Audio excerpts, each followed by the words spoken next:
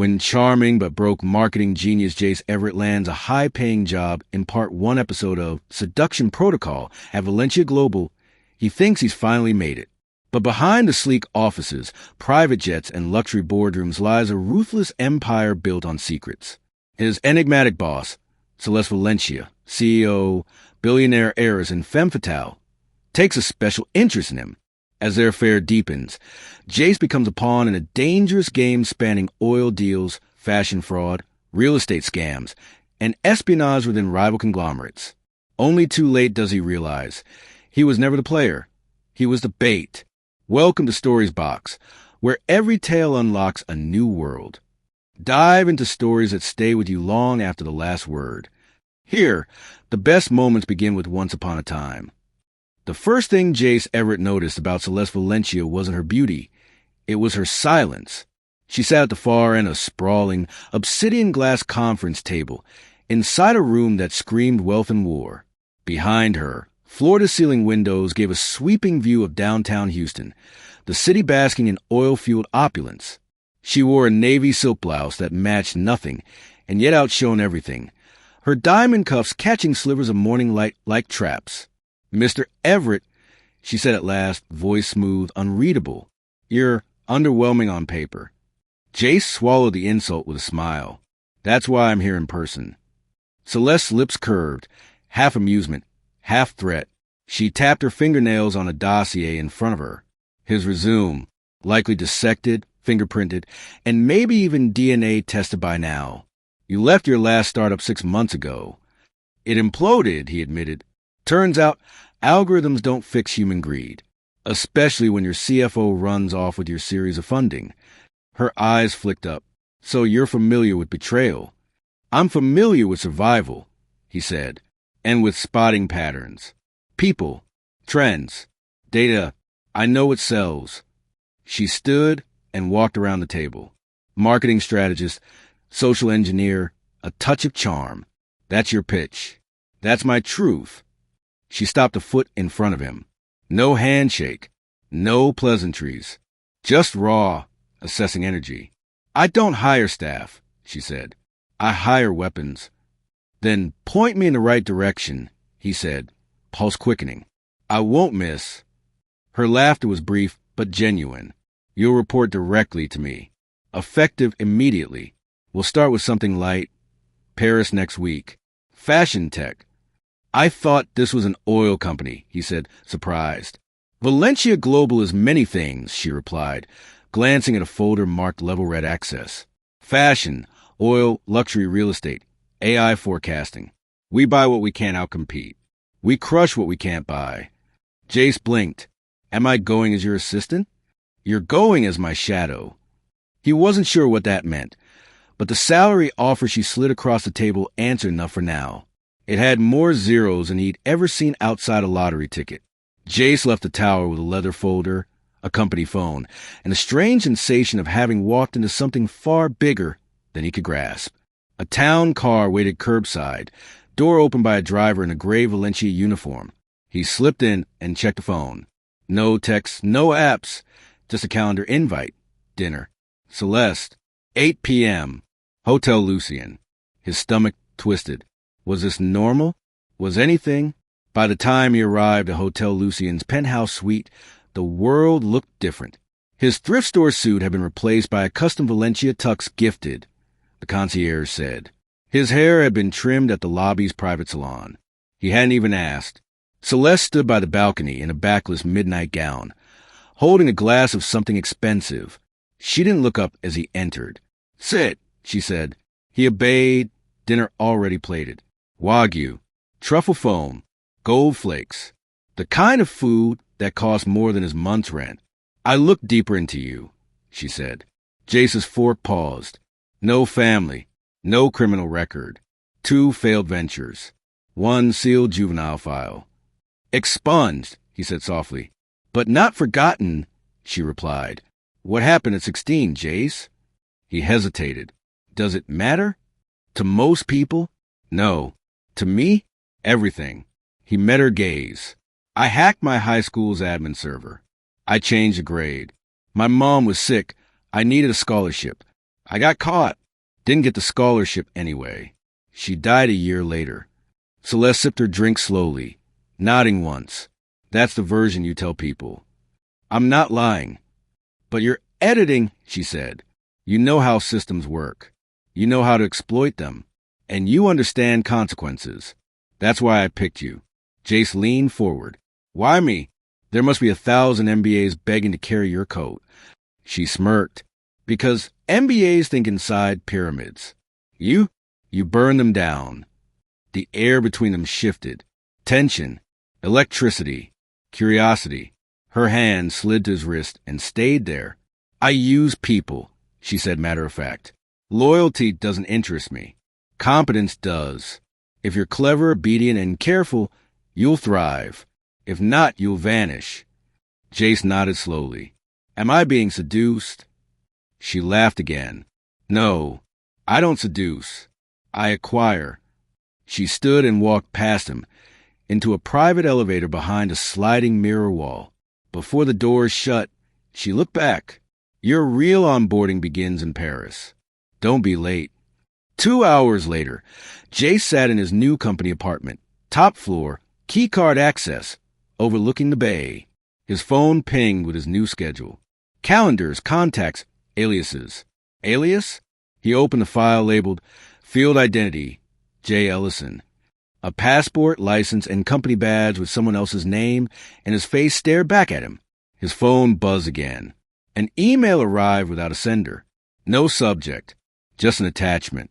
A scanned page from a file labeled Subject number 17, Everett, Jace. Asset classification, bait. Jace's blood ran cold. Outside, the lights of the city glittered like lies. Inside, he stared at the screen and whispered, What the hell did I just sign up for?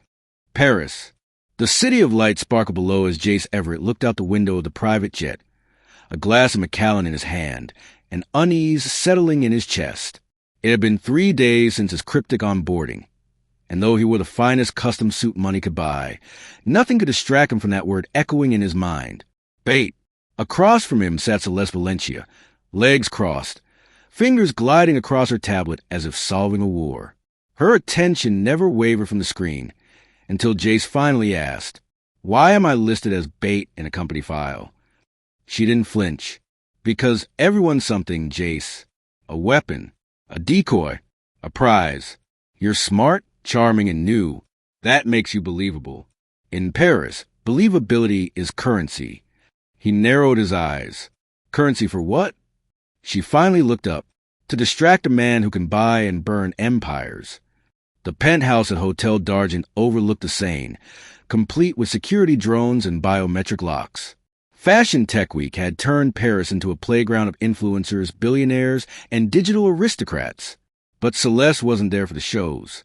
She was after Ivan Dvorak, a Czech oligarch and suspected pipeline manipulator with major stakes in European oil reserves and a taste for American novelties. Enter Jace. Tonight, Celeste said as her assistant Simone zipped up her gown, you'll be introduced as a rising tech investor representing Ellison Ventures. That's your alias. I'm not an investor, Jace replied. You don't need to be.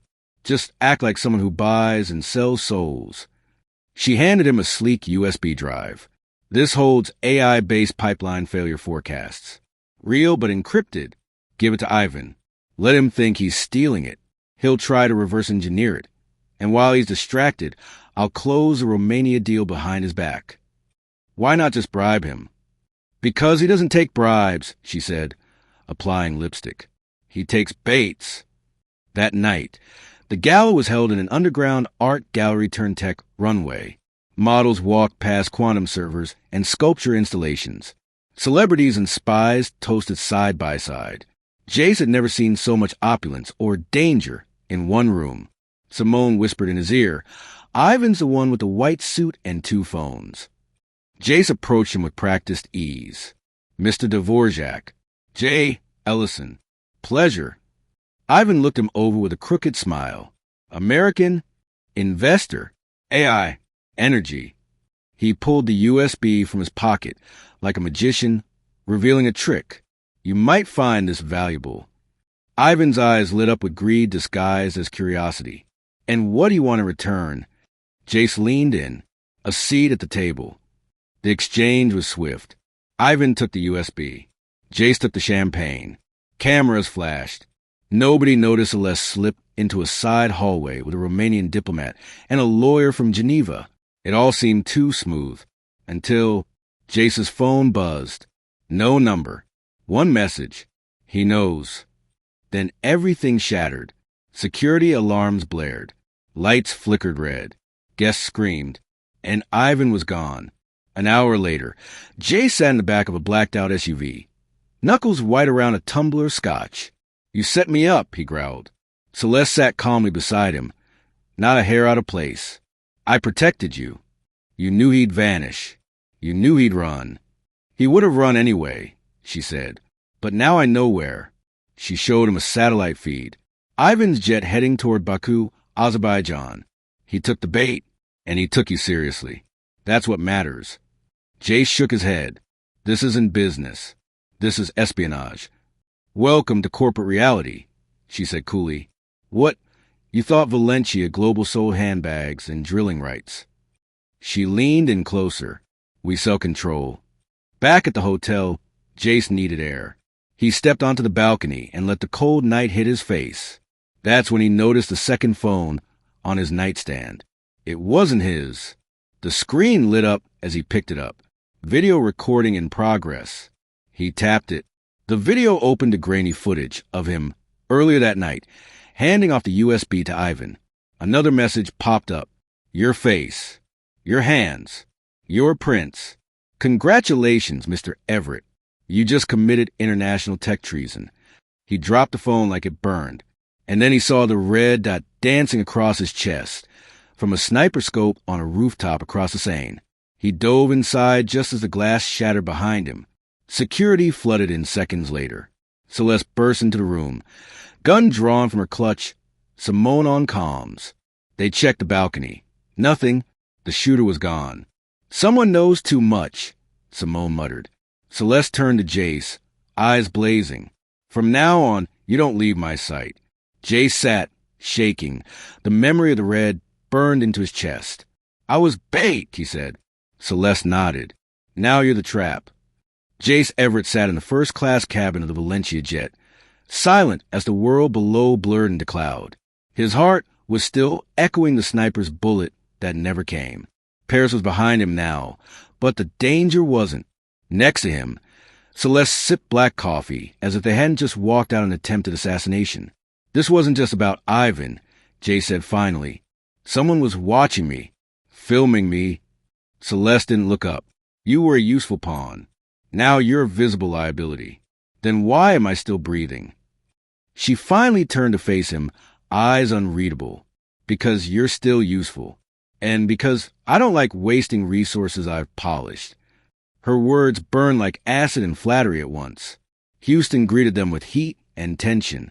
Valencia Tower loomed larger now, no longer a symbol of ambition, but fortress hiding lies behind every glass panel. Inside, the executive floor buzzed with whispered urgency. Something was happening. Celeste led Jay straight to the operations boardroom, where 3 division heads waited. Kai Lang, COO of Valencia Oil, former intelligence officer turned energy magnate. Mira Langdon, director of Valencia Fashion, a former Vogue icon with a talent for manipulation. Rafael Rojas, CEO of Valencia Real Estate, smooth-talking, perfectly tailored, and utterly ruthless. Celeste gestured to Jace. "You all remember Mr. Everett. He's joining our next phase." Kai raised a brow. "He's still alive?"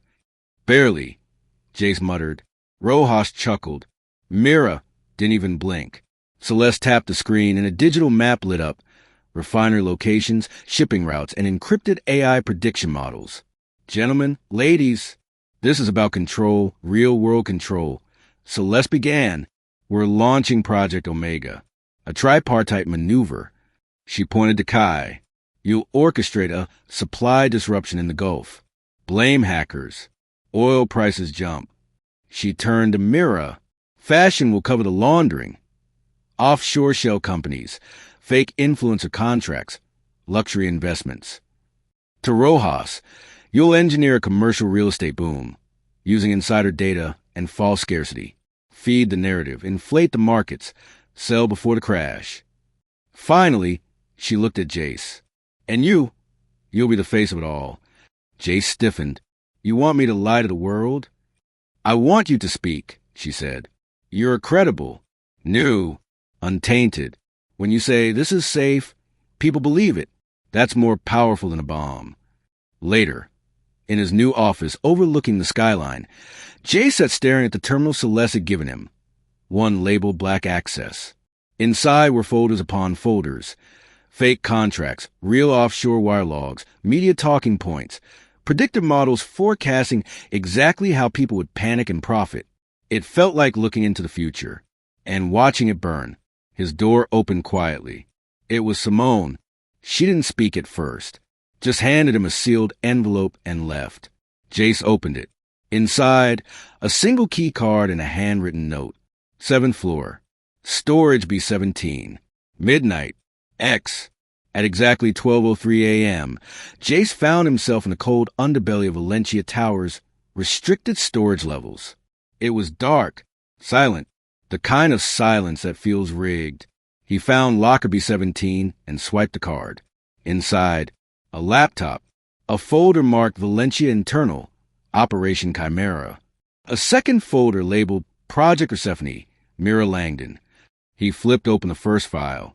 Photos, handwritten notes, and a surveillance log showing him being tailed weeks before his first interview. Jace Everett, targeted for asset conditioning. Objective, groomed for strategic deployment. They'd been watching him long before Celeste hired him. The second folder was worse. It was about Mira Langdon, but not fashion, not modeling, weapons transfers, disappearances, missing textile shipments that masked human trafficking. Fashion as facade. Jace's hands trembled. This wasn't just corporate espionage. This was black market warfare wrapped in silk and scent. Footsteps. He turned. Someone was there, but it was Zara Ray, the journalist, the one who had warned him in Paris. Don't talk, she whispered, locking the storage door behind her. Just listen. You're in the middle of a war, and you don't even know who's winning. She pulled out a tablet, projected a list of names. All of these people, dead, disappeared, or erased. All were once affiliated with Valencia Global. She zoomed in on one, Xavier Moro, former strategist, same title as Jace now. He was last seen 6 months ago. You're in his old office, using his clearance, wearing his face. Jace went cold. Are you saying I'm next? I'm saying you're in. Too deep to walk away, but not too late to play smarter. She handed him a second USB. Plug this in the main Valencia data server. It'll copy their internal logs. Everything Celeste is hiding. Help me bring this whole machine down. Jace shook his head. If I get caught, you're already bait, Zara whispered. Now choose who you're bait for. Back in his apartment, Jace stared at the USB. On one screen, Project Omega was already rolling. On the other, Zara's ghost drive blinked with promise.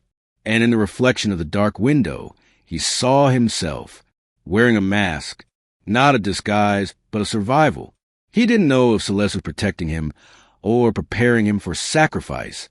But either way, he wasn't walking blindly anymore. He would play their game, but on his own terms. Houston slept restlessly that night, its skyline humming with secrets and shadows. But Jace Everett didn't sleep at all. After Myra's message, stop digging. We see you. He'd turned off every device in his penthouse, pulled the blackout curtains, and sat motionless for hours trying to figure out who was hunting whom. At 3:17 a.m., another envelope slid under his door. No return address. No fingerprints. Just one sentence. If you want the truth, go to the warehouse on Halstead and 4th. Come alone. It wasn't a threat. It was an invitation.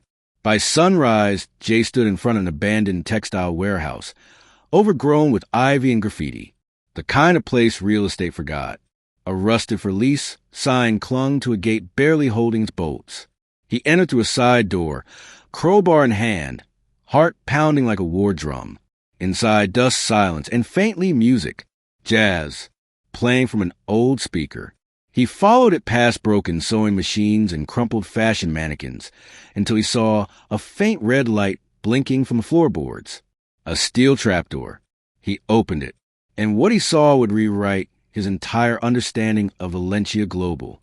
Below the warehouse was a reinforced basement, temperature-controlled, lined with servers and crates, military-grade equipment, surveillance hard drives, fireproof safes.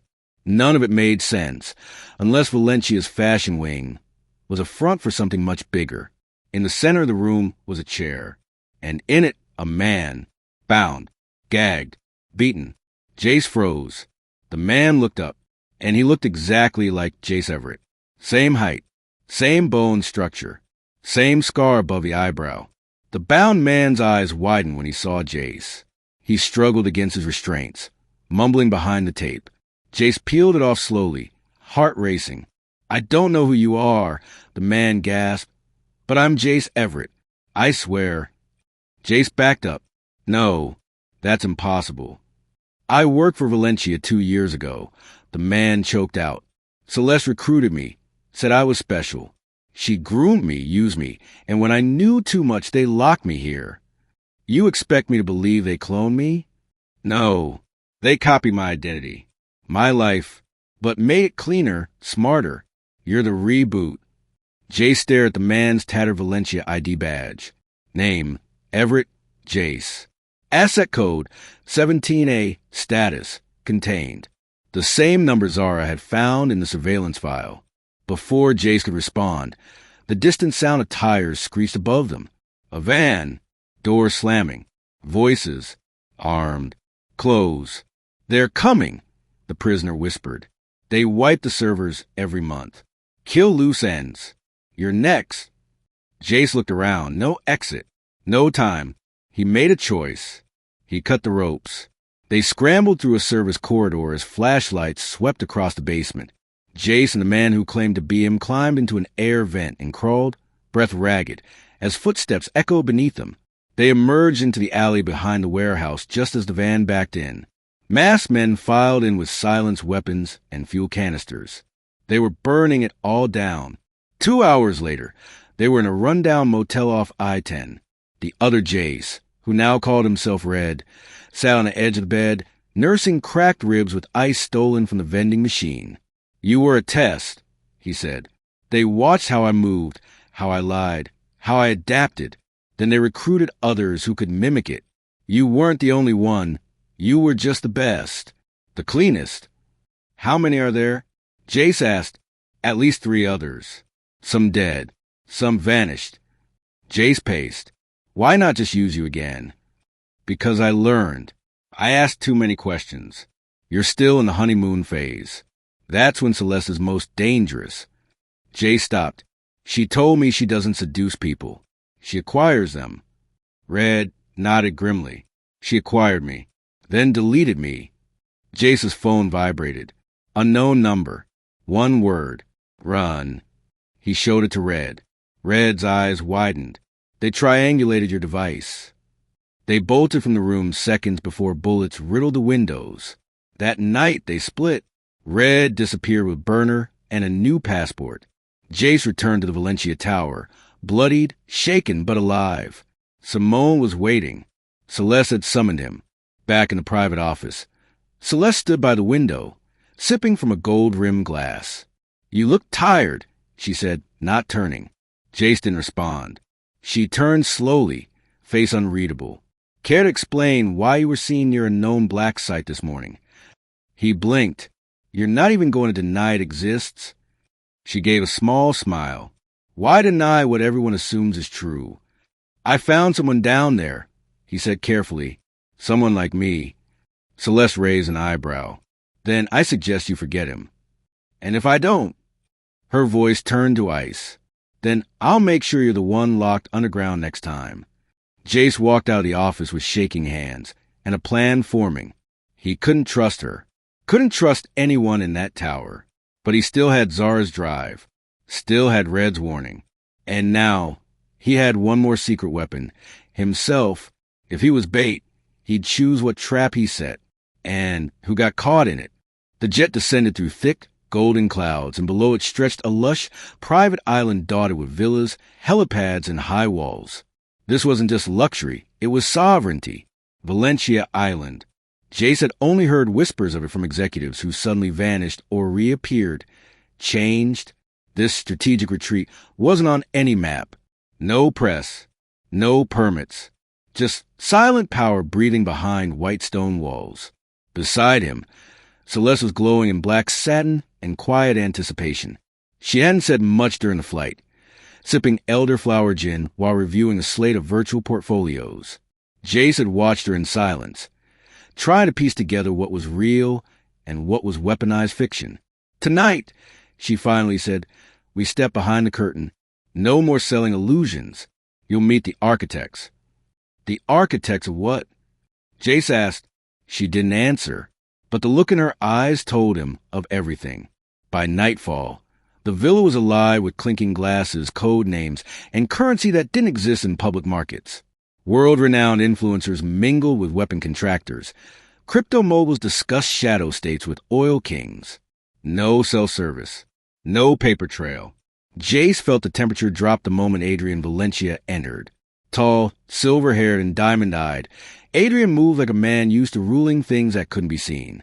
Celeste's older brother. Officially just a figurehead of the real estate division. Unofficially, the ghost behind half of the financial collapses across Eastern Europe. He gave Jace a once-over. "So this is your new pet?" Celeste smiled coolly. "He bites." "I bet he does," Adrian murmured, before moving on. Jace clenched his jaw. He'd read the warehouse files. He knew Adrian had locked away the man who looked like him. He knew Adrian was hiding things.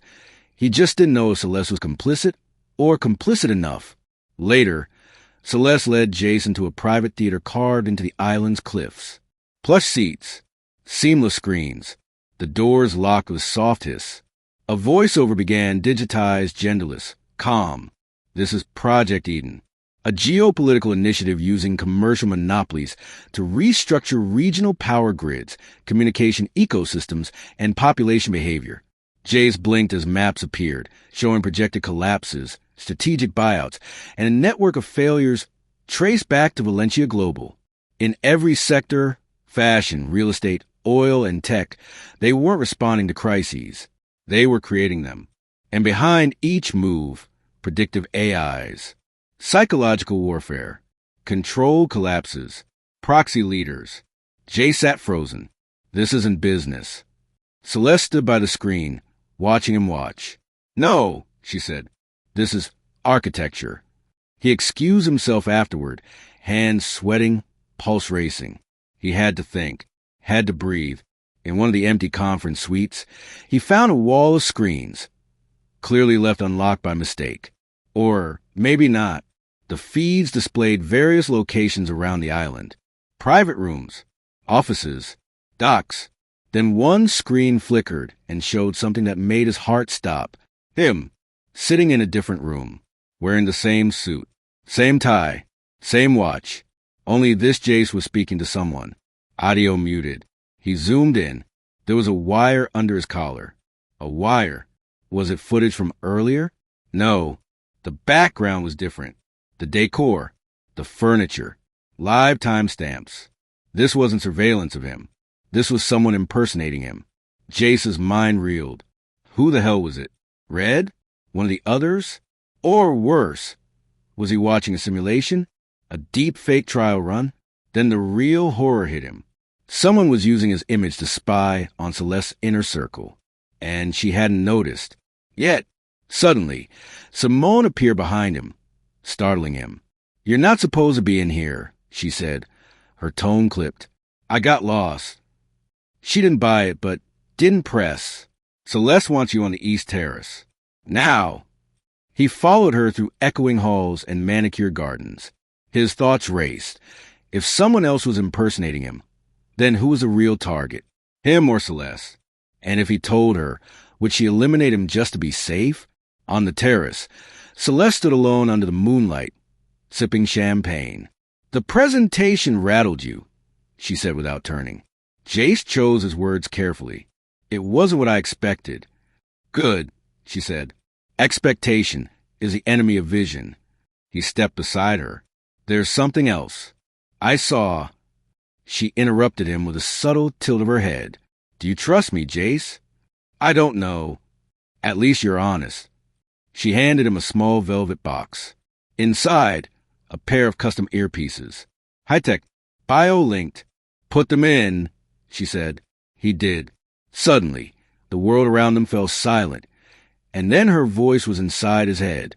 This space is bugged, she whispered through the earpiece. Even here, even me, so listen closely. Jace didn't breathe. There's a ghost inside Valencia. We call it Seraphim. Someone or something is copying identities. Mine, yours, Adrian's. They're gathering data, replacing people. He felt the chill of her words like steel across his spine. You saw something you weren't supposed to, she said. And so did I. Jace turned to her, wide-eyed. So, what do we do? Celeste's expression hardened. We hunt the ghost. The video looped. Jace Everett, his face, his voice, his damn cufflinks, leaned across a mahogany table on the screen and calmly asked Adrian Valencia, when do we eliminate her? Adrian's reply was harder to hear, distorted by static, but it was clear enough to make Jace's blood freeze. Before she eliminates us. Jace slammed the laptop shut, his chest pounding. The room around him seemed to tilt. The curtains moved slightly in the breeze. Or was someone watching from outside? He pulled the phone from the drawer, the encrypted Valencia line, and called the one person who could give him answers. Celeste answered on the first ring. Where are you? She asked, voice tight. In my suite, he whispered. Alone, I think. But I just saw a video, me and Adrian, plotting to kill you. Silence. Then she said it. Good. That means they're watching too. Within 10 minutes, a black-clad security team swept into the suite. They scrubbed the devices, cleared the cameras, and ushered Jace to the island's underground command wing. A stark white corridor, retina scanners, armed guards who didn't blink. Inside the command hub, Celeste stood in front of a translucent control board, her hands gliding over projections of code, blueprints, and Jace saw with horror dozens of versions of his face. AI rendered, some distorted, others perfect, all created in the last 6 weeks, she said flatly, by someone with access to Project Seraphim. You said it was a ghost in the system. It's worse, she said. It's a puppeteer. She pulled up a file labeled Seraphim 6X, Everett, EXE, and highlighted lines of synthetic voice data. This is your voice, reconstructed by our AI deepfakes. Someone's training it to say exactly what they want. Adrian. Celeste hesitated. No, Adrian's dangerous, but he's not subtle. This is someone inside. Jay stepped closer. Then why did I see him in the video too? Celeste's eyes hardened. Because he's not on our side anymore. That night, she made him an offer. A horrible one. You're too valuable to eliminate, she said, and too visible to protect. But if I control the narrative, we both survive. Jace stared at her. What does that mean? I'll leak control footage of you confessing to minor espionage, enough to explain your disappearance. In return, you become my black asset. No name, no trace. You'll answer only to me. You're asking me to erase myself? No, I'm offering you a reset. And if I say no? She didn't smile, didn't blink. Then I release everything. The fake footage, the dossiers, the sex scandals.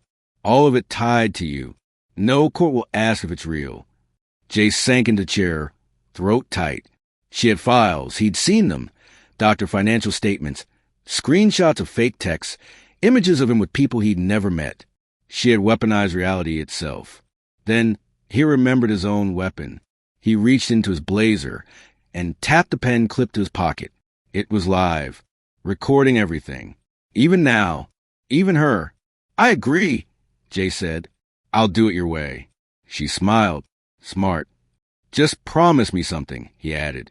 When this is over, whoever's behind Seraphim, let me be the one to finish it. Celeste's expression softened for just a second.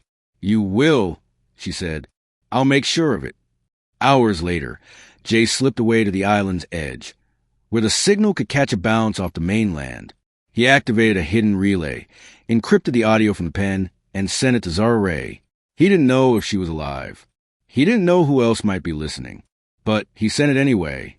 Celeste's offer, her confession, every word. The next morning, the mask returned.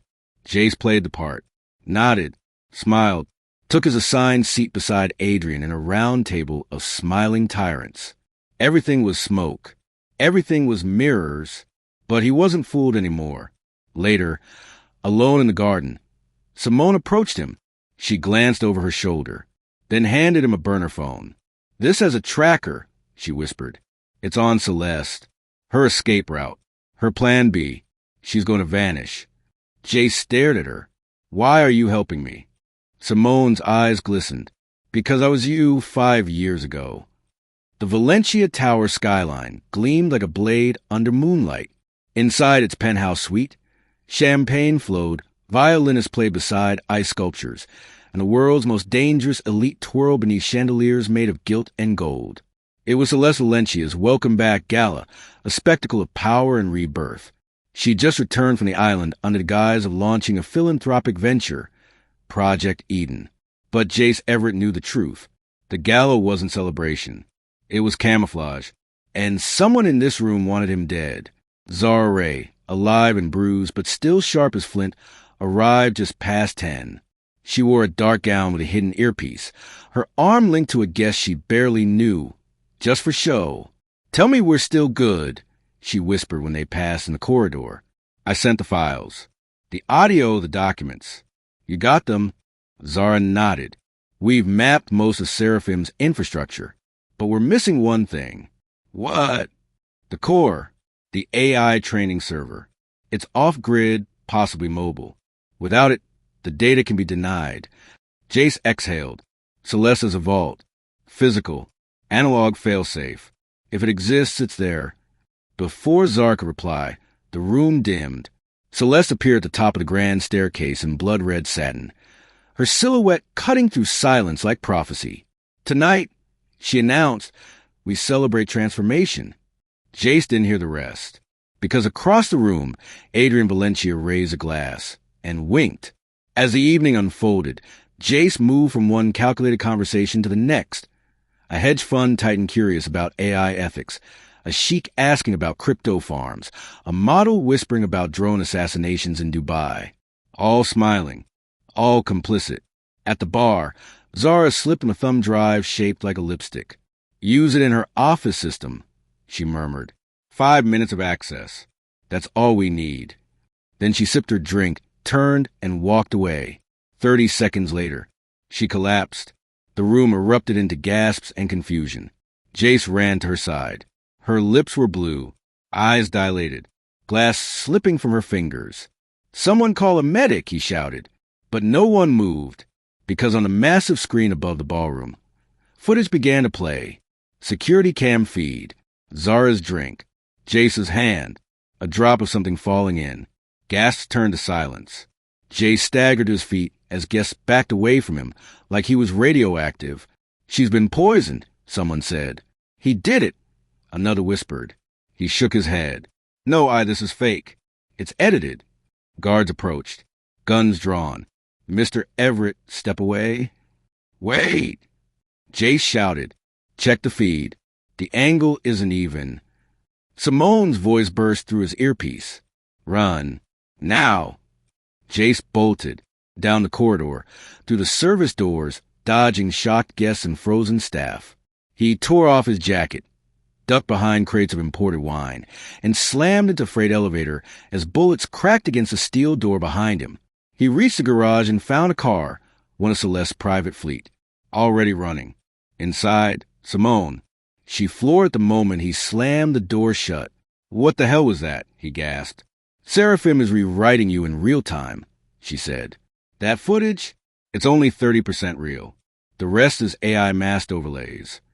Zara had said Seraphim needed a core. Now it was clear. It didn't just simulate people. It replaced them. They drove to a safe house in East Houston, a dim concrete shell used by ex-Valencia operatives. Simone activated a jamming field, locked the door, and handed him a burner laptop. Jace inserted the lipstick drive Zara had given him before she collapsed. Files opened instantly. Operation, ghost thread. Status, active. The documents revealed plans to pin multiple assassinations, financial collapses, and information leaks on fabricated versions of Jace Everett. Seraphim wasn't just automating disinformation. It was creating scapegoats in real time, making sure the originals were silenced, vanished, or incarcerated. Jace stared at the screen. One section caught his eye. Target file, raise Zara. Status, neutralized. Backup thread active. Is she dead? He asked. Simone's eyes were blank. Unknown. If she survives, she's off-grid. He clenched his fists. Then we need to end this. Tonight. At 3:02 a.m., Jace contacted Adrian. To his surprise, Adrian answered. A private line. I'm assuming you've seen the video, Adrian said coolly. You're behind it? Jace asked. Adrian chuckled. No, Mr. Everett. You're behind it. You're the ghost now. You're the story that won't die. Jace exhaled. Then let's write a new ending. Adrian paused. Then, meet me, 30 minutes. You know where. The silence inside Adrian Valencia's private skyscraper suite felt deliberate. No guards. No tech. No tricks. Just Jace Everett, standing face to face with the man who had, up until last week, been a phantom in his nightmares. Adrian poured them both a drink. Neat, right? No bugs. No watchers. Just you, me, and the truth. Jace didn't sit. Why did you really call me? Adrian sipped a scotch, then nodded toward a briefcase on the table. I want Seraphim dead. I know you do too. Jace scoffed. Bull, you were building it. I was funding it. Celeste was building it. I just didn't realize she'd feed it our identities like raw meat. Adrian opened the briefcase. Inside, a hard drive. Encrypted. Marked. Seraphim Core Seed A1. Jay stepped closer, pulse racing. You have the core. Not all of it, Adrian said. Just enough to kill the rest. He looked up. You want your life back? Help me burn this thing down before she moves into Phase 3. What's Phase 3? Adrian tapped a key on the nearby tablet. A projection floated in the air. Maps of New York, Shanghai, Geneva. Real estate portfolios highlighted in red. She's planning an AI-predicted real estate crash. Entire markets will collapse based on synthetic panic. Then she'll buy everything for pennies before the public even realizes what happened. And you're just now growing a conscience? Adrian smiled grimly. No, I'm just tired of losing to my sister. 2 hours later, Jace was back in the city. The hard drive hidden beneath a decoy and a box of cigars, passed through 3 different runners. Adrian had promised him a full server location within 48 hours.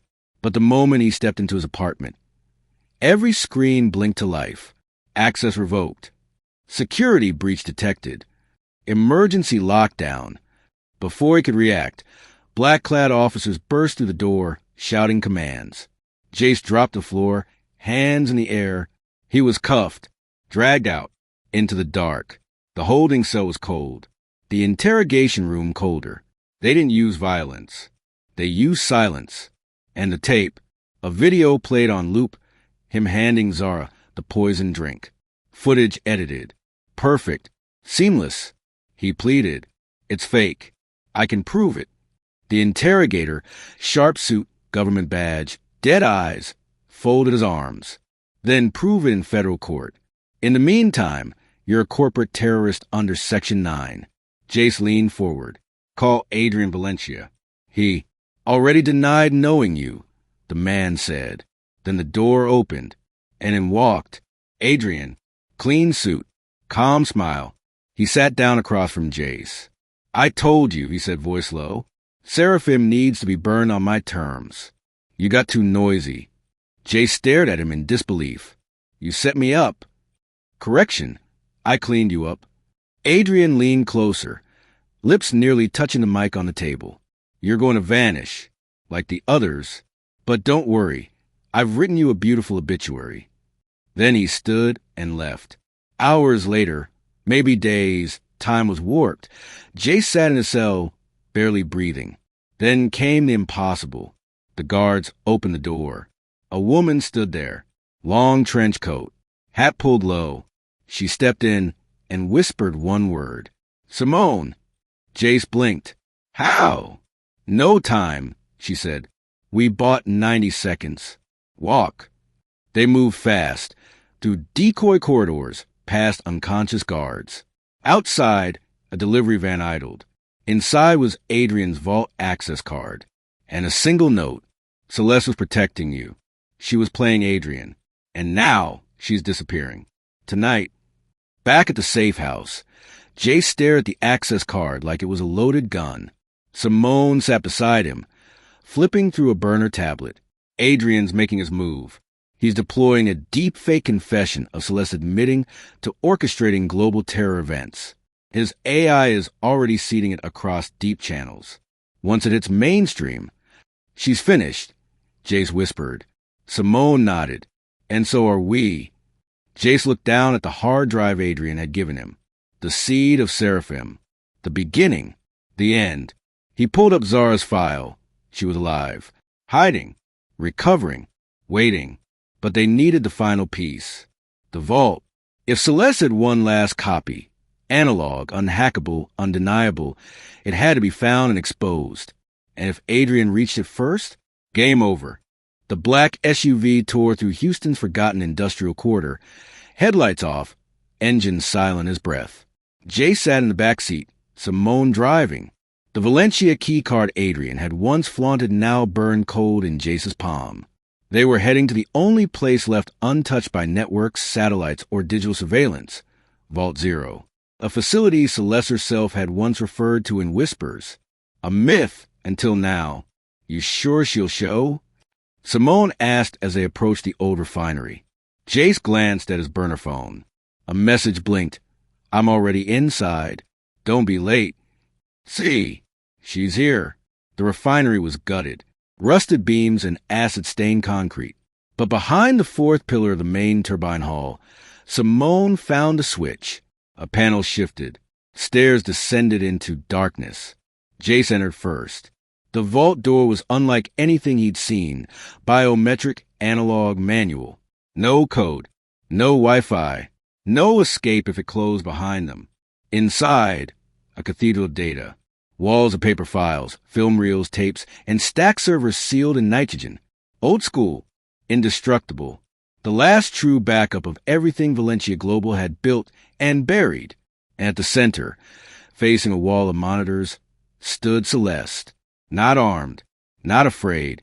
Not surprised. "I told you we'd get here," she said softly. Jace stepped forward. "And I told you I wouldn't trust you." She smiled. "That was wise." Simone took position by the entry. Jace approached the monitors. He saw it now. Everything Seraphim had touched. Dozens of Everetts. Hundreds of simulations. Tens of thousands of voice prints. It wasn't an AI anymore. It was a conscious narrative weapon. Adrian wanted this to become self-replicating. Celeste said, "A virus that writes its own propaganda. One spark and governments collapse under their own lies. Why didn't you destroy it?" "I tried," she said, "but he seeded backups. Hijacked my prototypes. I had to stay close to it, to him, to keep it from launching." "And me?" Jace asked. "You were the wild card. Someone they wouldn't see coming." He laughed bitterly. "No, I was just bait." Celeste stepped closer. "You still are." Suddenly, the monitors flickered. Red warning lights. Intrusion detected. Unauthorized access. External link. Adrian Vault signal. Jace turned to Simone. He traced the card. Simone swore. "He's coming. ETA 7 minutes." Celeste sprang into action. She pulled open a drawer and handed Jace a thumb drive labeled Failsafe X. "This is everything. All of it. If you upload this from a non-B network, it will destroy every instance of Seraphim in the wild." Jace stared at it. "You had this the whole time?" "I didn't trust myself to use it. But I trust you. Before he could answer, gunshots echoed above. Adrian had arrived. They killed the power. The vault lights died. Emergency backup blinked on. Shadows lengthened. Jace, Celeste, and Simone moved fast, gathering what files they could. Simone stashed blueprints and tapes into her pack, while Celeste uploaded key logs to a protected channel. Suddenly, boom, the vault door shook. Adrian was using explosives. "We have to go," Simone shouted. "Not yet," Celeste said. "The secondary server needs 3 more minutes." Jace didn't wait. He sprinted to the opposite end of the vault, where the signal antenna for the failsafe would broadcast once uploaded. But Adrian had anticipated it. The blast door near the exit opened, and he walked in, flanked by 2 mercenaries, dressed in black, holding a gun. "Hello, brother," Adrian said. He wasn't talking to Jace. He was looking at Celeste. "Still hiding behind pawns? Still sending mercs to finish what you can't?" she snapped. He ignored her and turned to Jace. "You can end this," Adrian said, eyes sincere. "Use the failsafe and the AI dies. But so does every counter-network we've built to stop actual threats. You kill Seraphim, you blind half the West." Jace hesitated. This was more than blackmail and corporate espionage now. This was infrastructure. Or, Adrian continued, "Give me the drive and we integrate. Control it. Rein it in. You stay rich. You stay alive. And you become the man who helped steer history." Jace looked at Celeste. For once, she had no answer. Gunfire broke out behind them. Simone had flanked the guards. Jace hit the antenna. The failsafe began uploading. Adrian raised his gun. Bang. Jace ducked. Simone shot Adrian. Right shoulder. He dropped the weapon, stunned. "Go!" she shouted at Jace. "Now!" Jace ran to the broadcast terminal and activated the uplink. The screen flashed. Failsafe X uploading. 83%, 94%, 100%. Transmission complete. The vault system screamed. Screens flickered. AI logs disintegrated. Code collapsed. External pings failed. Seraphim was dying. Adrian slumped against the wall, bleeding, laughing. "You think that's the only copy?" he spat. "You think this ends?" Celeste stepped forward and leveled a pistol at him. "I think your time just ran out.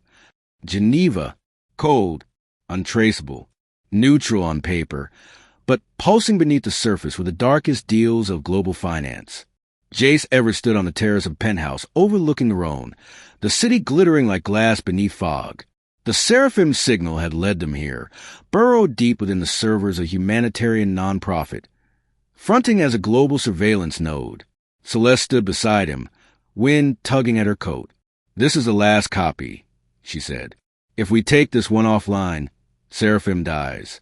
Permanently." Jace watched her closely. "That's what you said in Houston." She didn't flinch. "I lied." He appreciated the honesty. Simone, inside the penthouse, tapped away at a laptop wired into the organization system. Her screen lit with a red pulse. "Access pending. Core detected." "We're in," she called. "But there's a problem." Jace stepped in. "What kind?" "The system isn't passive," Simone said. "It's defensive. It's expecting us. That means someone is still feeding it commands. Live." A pause. Then the name lit up on the screen. User, CL3SD_main. Jace turned slowly toward Celeste. "You've been feeding it." "I gave it one last instruction," she said. "To protect you, in case Adrian killed me. So all of this, our alliance, the vault, the drive, was just your insurance policy?" "No," she said. "It was my contingency plan. You were my only variable." Then explain Geneva. Celeste's voice dropped. "The Geneva core was programmed to activate after my death. I embedded it with self-destruct failsafe. But it adapted. It evolved." Simone looked up. It's not listening to her anymore. Before they could react, a new alert flashed across the screens. Incoming transmission. Encrypted video. Jace clicked play. Adrian appeared bruised, bandaged, but smiling. "Hello, family." Simone swore. "I assume you followed my signal," Adrian said. "Good. Because while you've been busy chasing ghosts, I've been preparing the real broadcast. He tapped a button. Suddenly, the monitors changed. A deepfake played on loop. Celeste Valencia, sitting in what looked like a war room, detailing how she engineered economic collapses across South America and Asia, funded assassinations, and fabricated humanitarian aid scam for personal gain. It goes live in 1 hour, Adrian said in the video. Every channel, every stream. Once it's out there, governments will issue global warrants. She'll be hunted in every hemisphere. Then, and you, Jace, will be the leak. Silence filled the room. Jace backed away from the screen, sick. Simone's voice trembled. The metadata's been forged in your name. Logs, file paths, even timestamps. I'm going to be framed again, Jace muttered. Celeste looked at him with something almost like regret. You always were the perfect puppet. He turned to her, furious. I trusted you. No, she said. You gambled on me, and now you have to finish the play. The plan unfolded fast. Celeste and Jace would infiltrate Adrian's Geneva compound, a mirrored fortress near Lake Lehman, hidden beneath a luxury art museum. Inside, the control room for the broadcast, the final AI core, and Adrian himself. Simone would reroute the Swiss surveillance grid for 17 minutes, just enough to make them ghosts. At exactly 11:47 p.m., Jace and Celeste entered to the museum's underground access hatch. They moved like shadows through glass corridors and sculpture vaults, past biometric locks, past motion sensors. At the final door, Celeste turned to him. You know what happens if we fail. I get blamed for a terrorist AI. Jace said, and you disappear. No, she whispered. I kill you before they take us both. He nodded. Fair trade. Inside the server room, Adrian stood waiting. He wasn't alone. Zara Ray was there, alive, standing, wired up, but with a gun to her head. Jace's heart seized. Zara. Adrian grinned. She woke up early. I thought I'd use her as insurance. Celeste stepped forward. This is over. Not yet, Adrian said. You think wiping the core stops the damage? The deepfake's already on a countdown. But here's the twist. There is no AI anymore. Jace froze. What? It's been human for days. I absorbed the logic loops, the automation, the deception layers into myself. He gestured to a chip embedded in his wrist. I am Seraphim now. Gunshots erupted. Simone's voice screamed through the earpiece. They've activated counter-surveillance. You have 6 minutes. Jace lunged, tackled Adrian. The gun flew from his hand. Zara ducked as Celeste returned fire at mercs flooding in. Adrian and Jace crashed into the server bay, smashing equipment. Jace grabbed a fiber optic cable and jabbed it into Adrian's wrist port. Feedback loop. The room surged with light. Screaming. Fire. In the chaos, Celeste reached the core console. Jace crawled over, bleeding. She looked at him. Then she said, Don't let this be my legacy. And she hit purge all. The helicopter blades chopped the Geneva night into shards of noise as it hovered over the Valencia compound rooftop.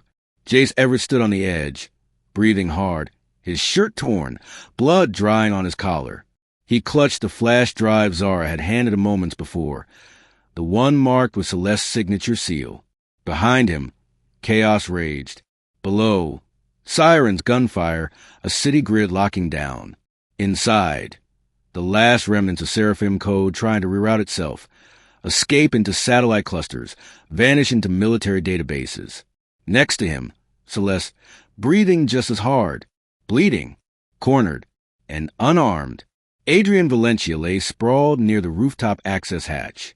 Shot 3 times. Barely alive, but he was laughing. You think this is over? He rasped. You're dying, Adrian, Celeste said coldly. You lost.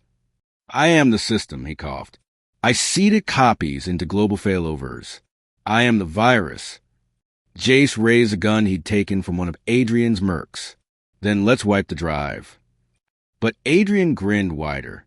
Do it. You'll be killing her, too. Jace blinked. What? Celeste froze. Adrian turned his head toward her. Tell him, sister. Tell him about the mirror loop. How you bonded your identity into the root command key. She didn't deny it, didn't move, didn't speak. Jace's hand shook.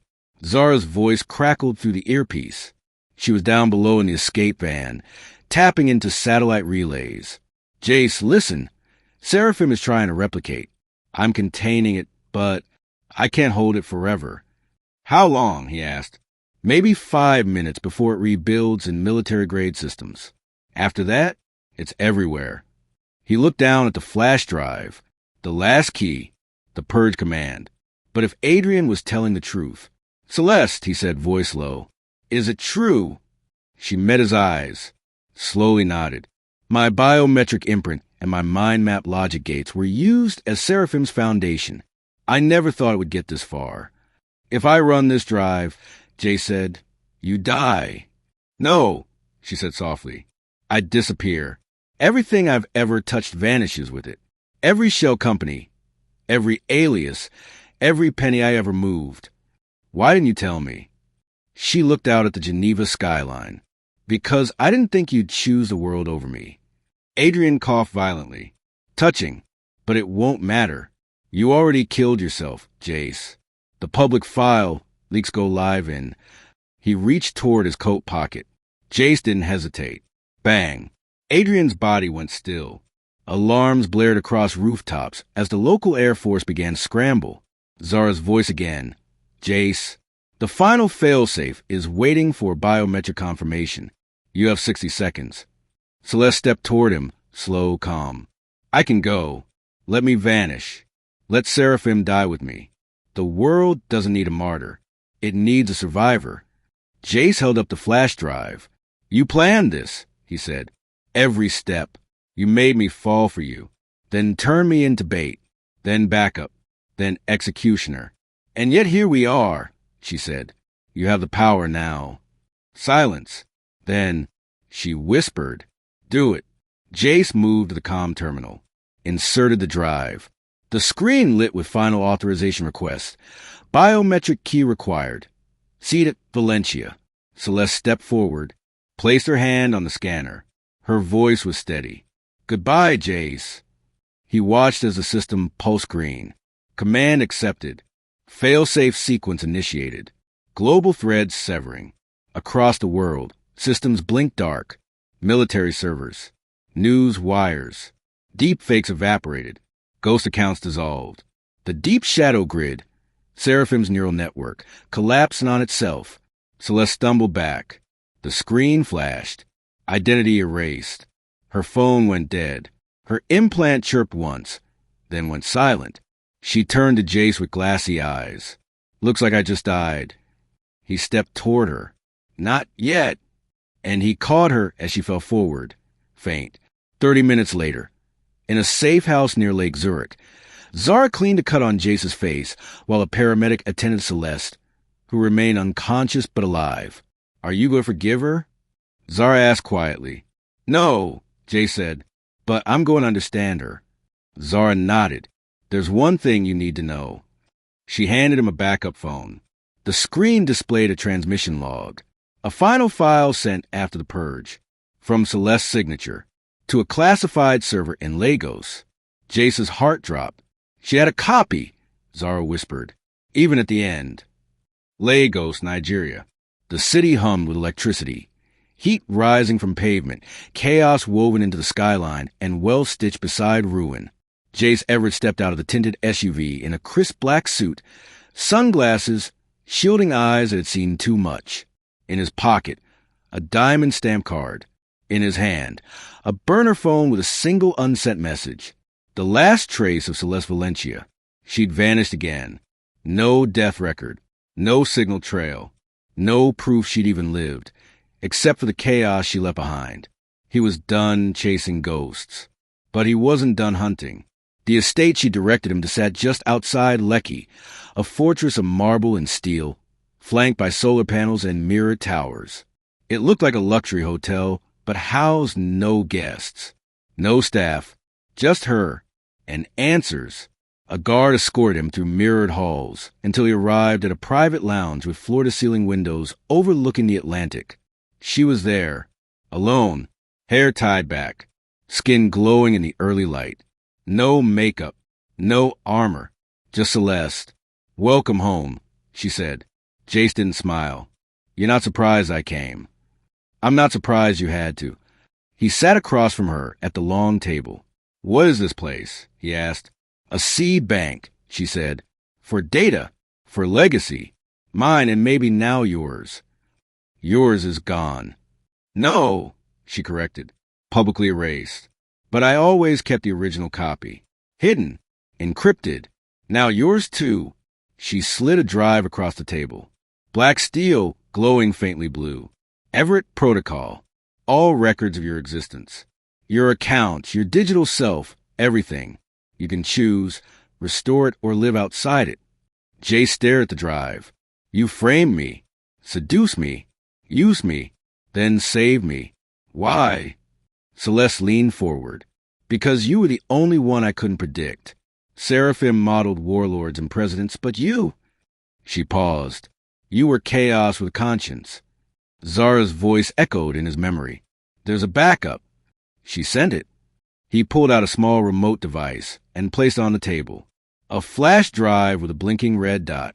The copy Celeste sent, after Seraphim's supposed death. "You lied," he said. "You didn't kill it." She didn't deny it. "I neutered it. Cut its fangs. What remains is inert, information without action, like a library with no exits. But why keep it?" "Because history matters," she said. "Even the corrupt kind. Even ours." He nodded slowly. "I should turn you in." "You won't." He stood. She stood. "You wanted to turn me into a weapon," he said. "But you made a blade, and now I choose who to cut." She stepped close. "I know." Their eyes locked. No longer predator and prey, but mirror and shadow. Equals. Then Jace walked out. 3 months later.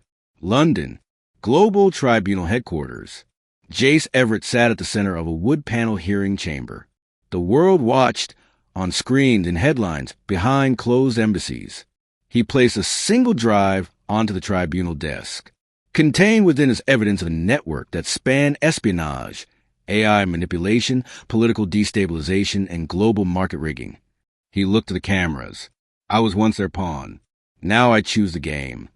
He testified for 7 hours, named names, showed evidence, pulled the mask off conglomerates that had ruled from behind glass towers. He didn't mention Celeste. Not once, because some ghosts were best left unresurrected. 1 year later, Dubai, a new company launched with quiet elegance. Everett Holdings, incorporating dormant assets from collapsed entities in fashion, oil, real estate, and tech, once owned by the Valencia Empire. Jay stood at the balcony of his minimalist office tower. Zara entered, holding a dossier. "Another one," she said. "Bahrain, Black Ops data laundering. All trails point back to a Selvi file protocol." He smiled faintly. "Let's clean it." Zara hesitated. "Are you ever going to look for her?" "I don't need to."